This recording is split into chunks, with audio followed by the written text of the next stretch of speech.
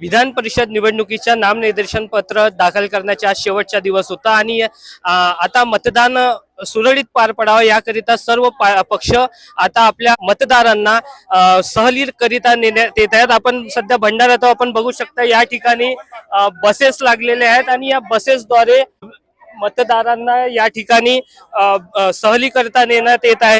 आपल्यासोबत गोंदिया विधानसभेचे आमदार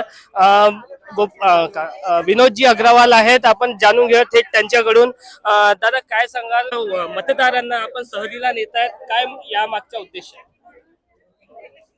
विधान परिषदेची निवडणूक ही अटीतटीची निवडणूक असते आणि म्हणून आमचे सर्व जे महायुतीचे मतदार आहेत ते सर्व स्वमर्जीने आज एका ठिकाणी आमची रात्री मीटिंग आहे त्याकरता एकत्रित होत आहेत। विधान परिषदेची निवडणूक ही अटीतटीची असते आणि आपल्या मतदारांना कोणी प्रलोभन देऊ नये याकरिता त्यांना सुरक्षित स्थळी मीटिंग करिता नेण्यात येत असल्याचे आमदार विनोद अग्रवाल यांनी सांगितलेलं आहे। नितीन कुथे, LS मराठी, भंडारा।